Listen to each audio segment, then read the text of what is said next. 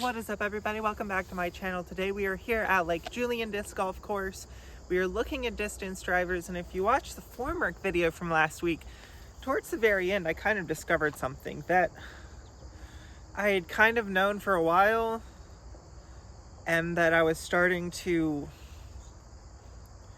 It was gradually coming into my understanding that the Force no longer really has a chance to be in the bag, because as much as I love deep discs, or as much as I used to love deep discs, my form has changed, and now I'm not throwing nearly as many deep discs, and the Force is a very, very deep distance driver. And when I would try to throw it, sometimes that extra depth would torque it a little bit more than I'm expecting to, especially on a forehand. And the super overstable distance driver, you needed to go both forehand and backhand. So we are battling today the TI Force against a Champion Destroyer. This disc is very flat, and based off of that profile, looks more overstable.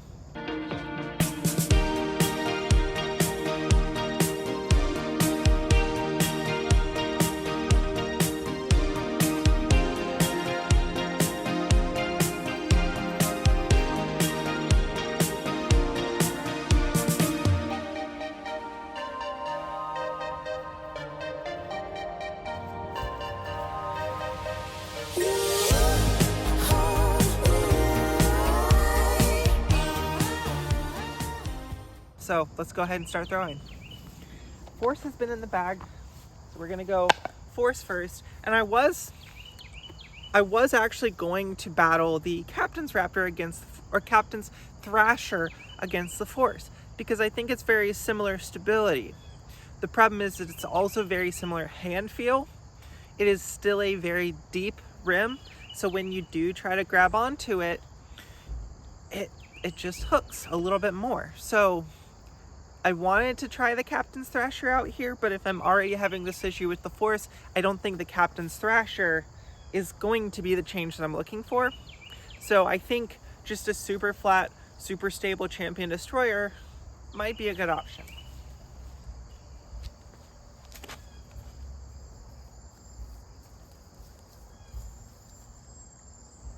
Okay. Also, after this hole, the hoodie might come off. It is a little warmer in the sun.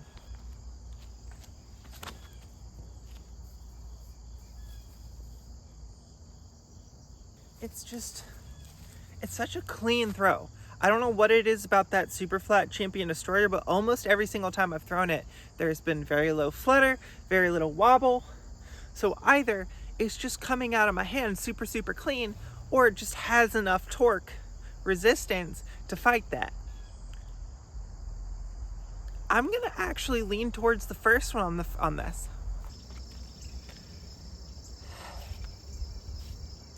And this is where I think a lot of disc manufacturers and disc designers should take a second and actually look at the profile and the disc shape of the competitors' discs.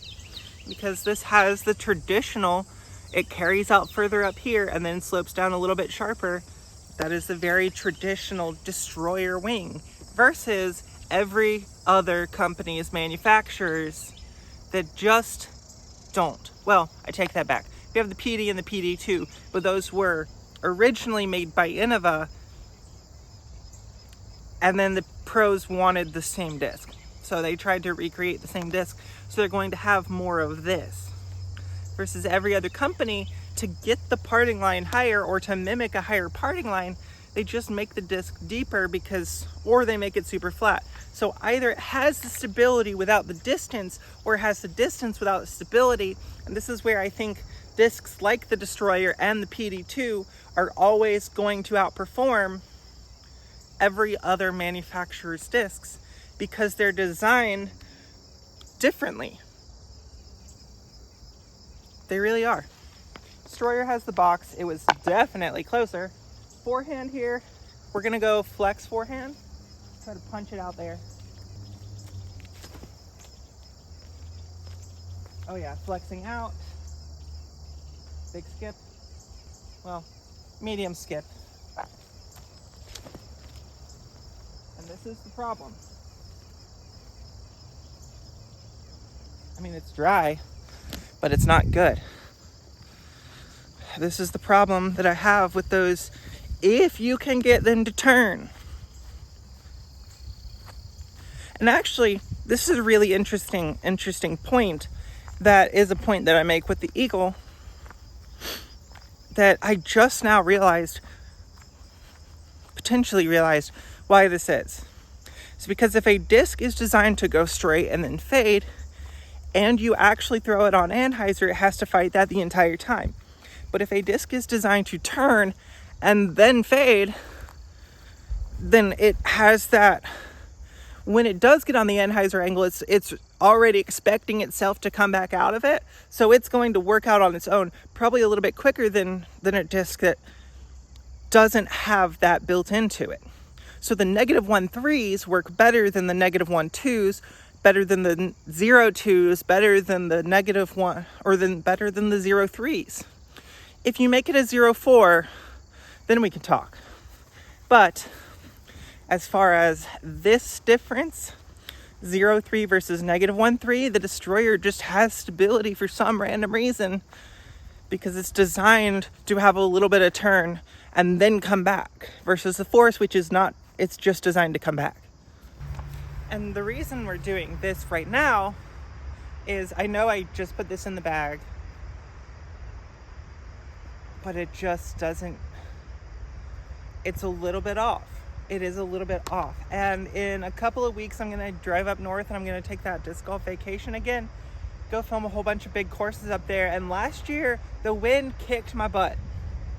Absolutely kicked my butt. I only had like one disc that would go anywhere without turning over, and that was the PD2. This I don't think is as overstable as a PD2.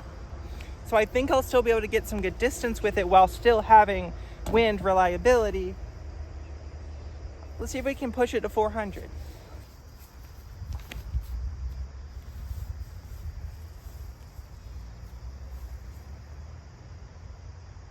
I'm gonna have to go check because it looked like it might have got the distance, because the basket is, it says is 410, what the T-sign says.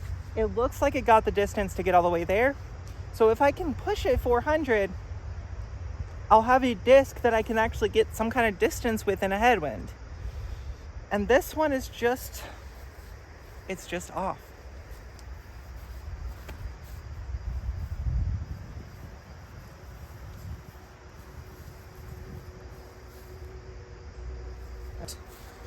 So maybe the Destroyer made it, maybe it didn't. We'll go down there, and whichever one made it the furthest, because they did basically the same line, whichever one made it the furthest, we're going to give the point to. We're not really going for, well, I guess we are kind of going for distance. We're actually going to try to go out this way. How far over did I set you? Okay, now I know how far over I can aim. Gonna go flex, forehand out here. Destroyer has the box. We're going for which one goes furthest and which one do we have the most control over when we add the power.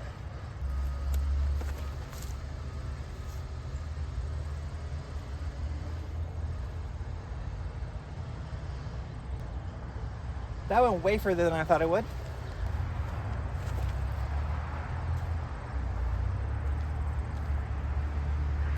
Well, I know which one we're giving the point to. Did you see the dust? The dust in the background? That's what I hit back there. I've never put a forehand that far in this hole. Why does this continue to be an issue with Discraft drivers and me? I put them in the bag, they're great, they work fantastic. But then an issue comes up that I just cannot live with. And then, in all but actual name, I've basically already taken it out of the bag and discounted it as a disc that I'm going to be throwing. So it just holds up and takes up space in my bag. I did the same thing with the Onyx, the same thing with the Sagata. Now it's with the Titanium Force, and it was the Big Z Force before that. It's just not my disc. This Destroyer, while it may not be perfect, pretty darn close.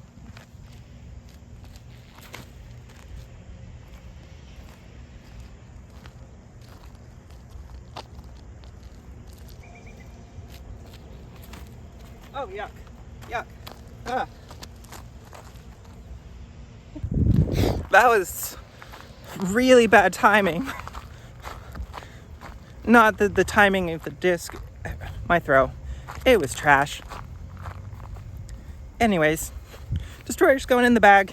I may have to find a couple more backups because, as I said, I am going to be traveling and I want to make sure that I can have a flat Champion Destroyer for what I'm going to be throwing. But know that the Sky Stones, the S-Line PD2s have not left the car, are staying in the car, and they are ready to be slotted in at any point in time if it becomes extremely, extremely, extremely windy or I lose that Destroyer.